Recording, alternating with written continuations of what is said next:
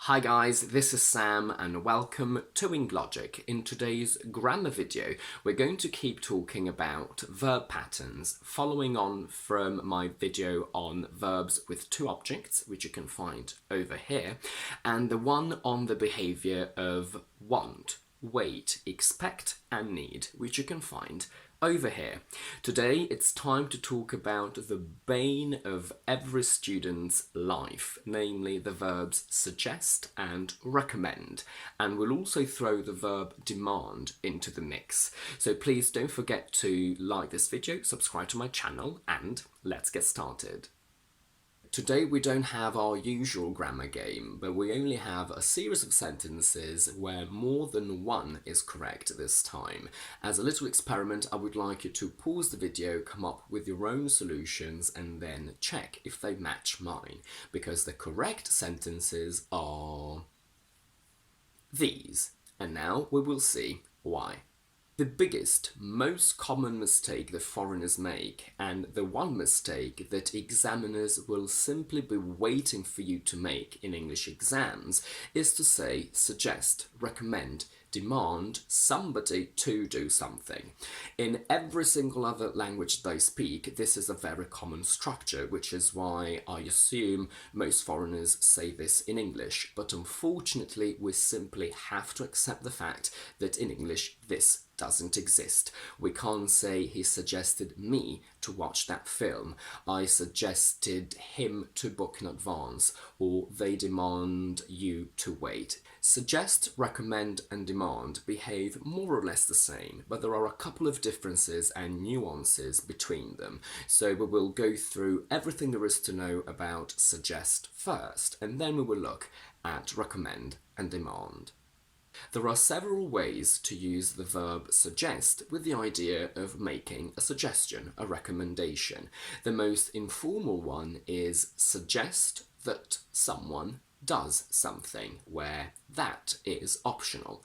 I suggest he books in advance. I suggest my friend asks for help. We can also play with tenses. We can say she will suggest, we don't retaliate. So we can also use it in the negative. Now, we can say he suggested that I watched that film and they suggested you waited. So with suggested and watched and waited in the past. But I will make a whole other video about these two sentences because there is another meaning to them. So whilst they are correct, I suggest you do not use these expressions to talk about a past situation, and I recommend you use the following ones. A more sophisticated option is suggest that someone should do something. He suggested that I should watch that film. They suggested you should take a break. She will suggest we shouldn't retaliate, where you can see that we can play with the tense of the verb suggest, but should stays the same. Now, this is correct and very sophisticated, but it's not very common.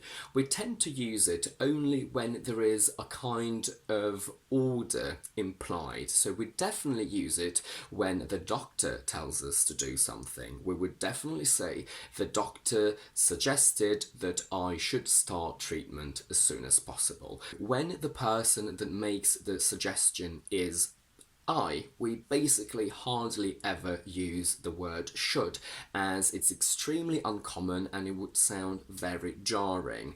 I would never really say I suggest he should book in advance. I simply say I suggest he books in advance.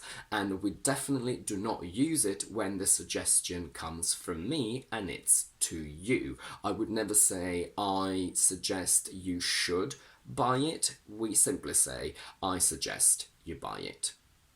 After we, should is still very uncommon, but I can picture it in a very formal situation. If somebody says, we, as a company, suggest you should take a leave of absence while we investigate your case further. The most sophisticated and yet very common option, and the one that is expected of you in formal contexts and English exams especially, is the use of the subjunctive. Suggest that someone do something, where do always stays in its base form. I suggest you buy it.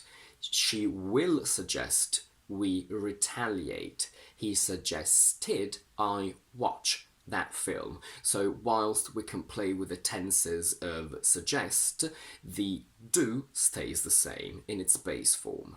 Since we need to keep the verb do in its base form because it's in the subjunctive mood, we say we suggest he go home and we suggested she go home. This specific structure is very sophisticated, so whilst it's expected of you in English exams, when we speak, we often say we suggest he goes home using the first informal option. Another bizarre sounding structure is the one that involves the verb to be. We say the doctor suggested I be seen by a specialist because again we need to keep the verb be in its subjunctive mood, which is basically its base form. Now this is correct, but we would never really use it in spoken English. However, it is the most common option in very formal contexts. So when we receive a letter from the hospital saying that the doctor suggested I be seen, that's exactly what we would see. They wouldn't really say the doctor suggested you are seen by a specialist. Although saying I suggest she be as committed as possible is perfect English and it's correct, we would never really say it in spoken English. We would say she must or has to be as committed as possible. We can apply this structure to a negative situation where we would say, I suggest you not buy it. I suggest she not go home.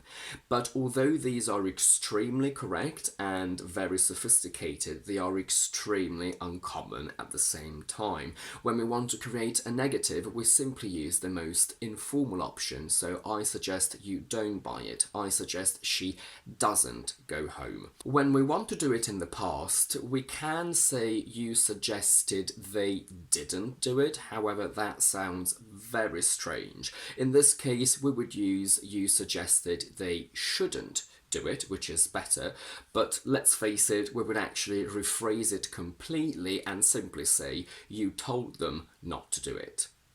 When we make a general suggestion and not to a specific person, we say suggest doing something. I suggest going to the cinema. Now, it's obvious that when I make a suggestion, I make it to someone, but because I'm not mentioning this someone, grammatically this affects the structure, so we need to use an ing form. And unfortunately, we can't say, can you suggest me a book? Suggest somebody something simply doesn't exist. We can only say suggest something to somebody. Can you suggest a book to me? I suggested a new restaurant to her. If I suggested her for the new manager position, that means that I thought she deserved to become the new manager. It's now time to talk about recommend, which behaves exactly the same as suggest. So everything we've just said about the verb suggest applies to recommend exactly the same. In this part of the video now, we will not go through the same structures, but I will only mention the little differences that we have between recommend and suggest. For everything else, as a little memory exercise, I will ask you to go back to what we said before so you can review it as well. The first difference is in the simple past. If you want to say he recommended that I watched that film, now this expression is extremely uncommon, so in this case we would definitely use the verb should. He recommended that I should watch that film. And just like suggest, this structure recommend that somebody do something with the subjunctive is the most sophisticated and common option to use.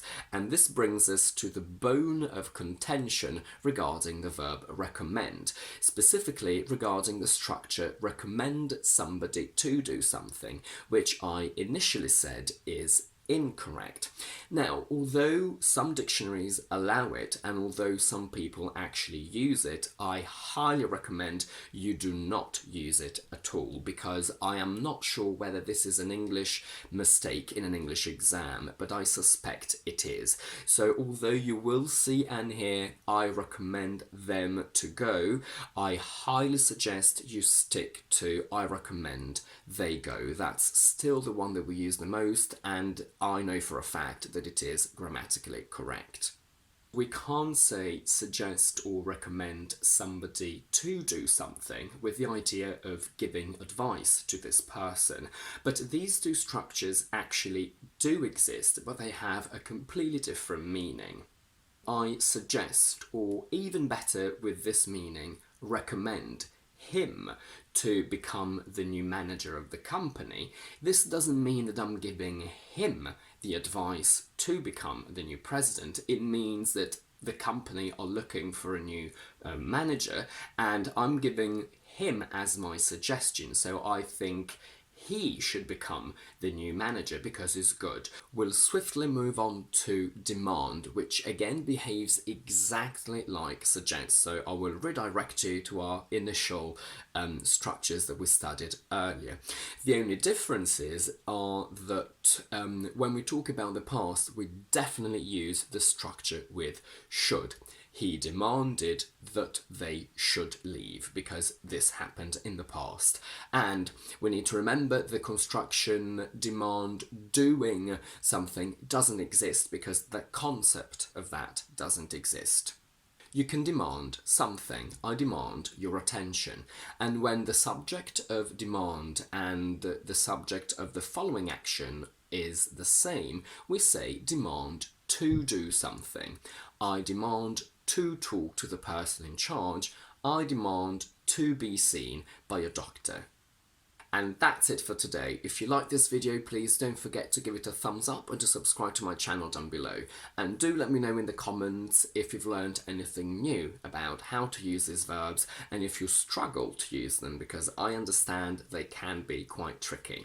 In the meantime, I will see you on Thursday with my quick vocabulary videos and next Tuesday with my next explanation one.